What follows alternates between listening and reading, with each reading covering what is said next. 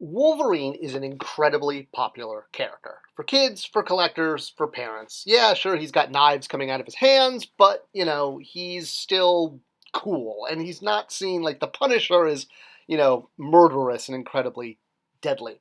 And the thing about Wolverine's costume is while it changes throughout the years, and there have been subtle differences between belts and colors, for the most part, he tends to have two recognizable outfits, the yellow version and the brown and orange version. Of course, there are other variants of Wolverine, and toy makers have taken advantage of this. The more that it can be tied to actual content as a source, well, the better chances that the figure is going to do well because it's going to seem as accurate and content driven. When you start infusing kind of made up fantasy to these figures, well, sometimes they do make good toys, but they often leave one with a question of what the what? Like, that's not, is that Wolverine or is that some kind of like robot? That's not who, it takes away from his DNA. Once you've gone too far from the costumes and looks people know, you have a problem. Yet you don't seem to have this with Batman. Batman seems to be able to take any kind of change, any color, any deco, any accessories, and he still sells, and he sells incredibly well. How do we know this? Well, the proof is basically in the photographs. These wouldn't exist if they didn't sell, because toy makers wouldn't continue to make variants of toys if they couldn't sell them. Yes, sure, people want the quintessential version first, but that's what variants are all about. Alright, so let's jump back to a character like Wolverine. As noted, he's got two main outfits that the public knows. He's got what's known as Tiger Stripe, the yellow version, and then the orange and brown version, right? Alright, so sure, there are other variants that could work for mass releases. You could put Wolverine in civilian clothes and he's still pretty much recognizable. But once you start altering him too much, he sort of no longer feels like Wolverine.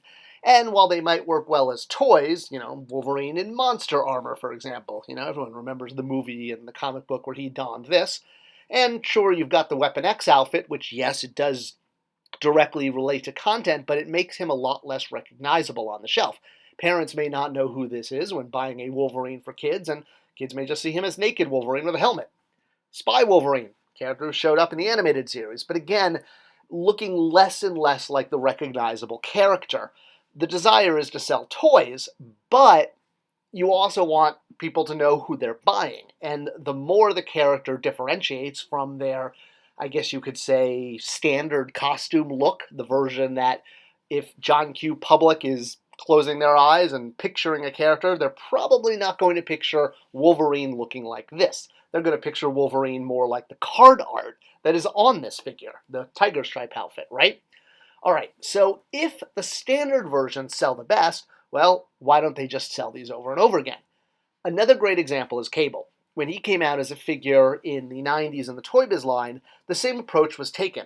Let's take the basic Cable, put him out there, the version people are going to recognize from the comic books and the animated series, but he's so popular, what if we put him in a spacesuit? Hey, the character went into space in the animated series, even though Cable didn't, but, he's popular enough that we should be able to slap him into any kind of outfit and he'll sell well.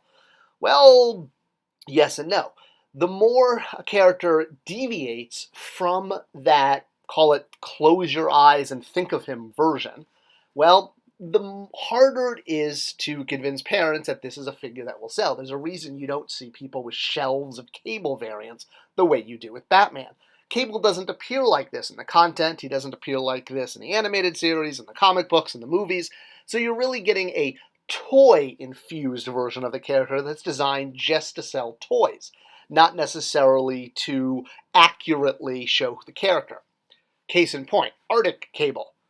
Let's compare that to Arctic Batman.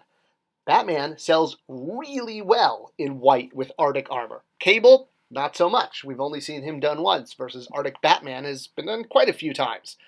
Why is it that Batman can do this, but Cable and Wolverine can't? That they're limited to their strict movie content version, if you will. I mean, of course, most kids who want Batman want to get the definitive version first. Something like this Arctic Attack Batman is usually a secondary purchase.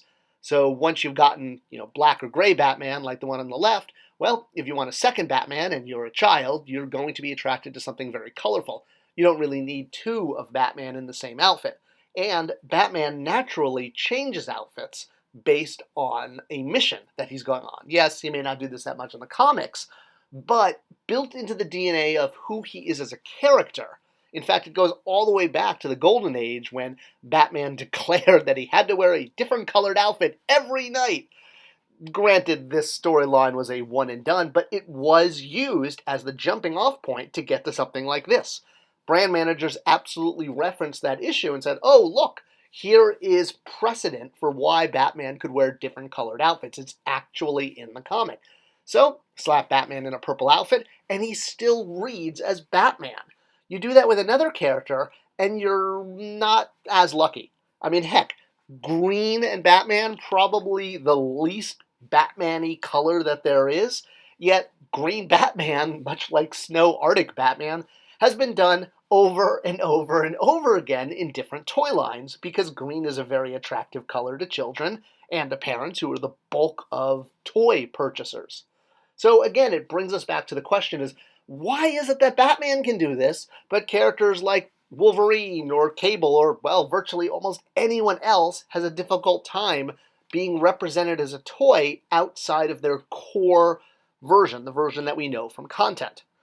And why do companies want to do this? Why would they want to delude their characters by putting them into, call it, wacky toy versions and take away from the core DNA of who a character is?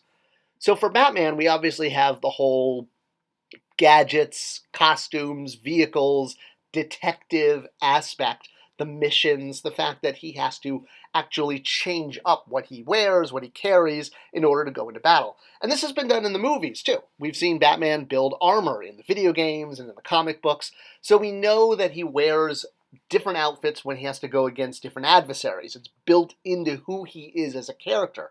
Yes, it all started as Rainbow Batman back in the Golden Age, but the toys themselves as a medium for telling stories have expanded Batman's, call it, wardrobe.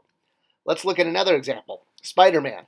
All right, so yes, this is recognizable as Spider-Man for the most part. You know, a kid could see this, not just because it says Spider-Man across the top, but he's got his basic outfit on. Granted, he's got a metal arm.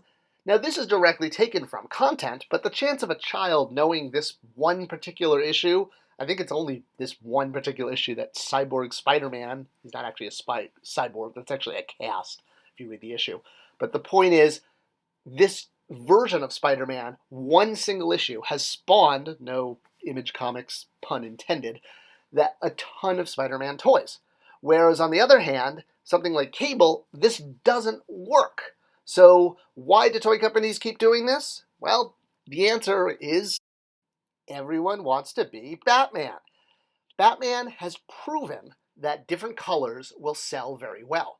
And the toy industry is very much into things that are formulaic. If something succeeds, they want to be able to take that, copy, paste, repeat.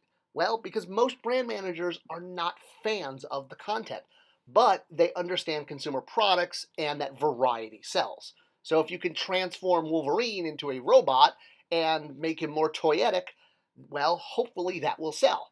But law of characters has proven over and over again that this just doesn't work.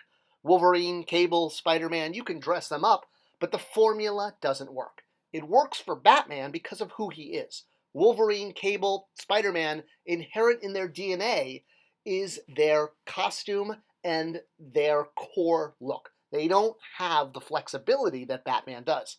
So while Batman has proven that he will sell this way, this is not something that trickles over and works for other superheroes. Brand managers may continue to throw out variants as much as they want, but it's just more proof that brand managers are there to do what they do best, manage brands, not be fans of the content themselves. I hope this video shed a little bit of light on why so many odd variants of characters show up at mass retail. And hey, the best way to combat this? More toy fans should go work in the toy industry. We need you guys. Sign up today.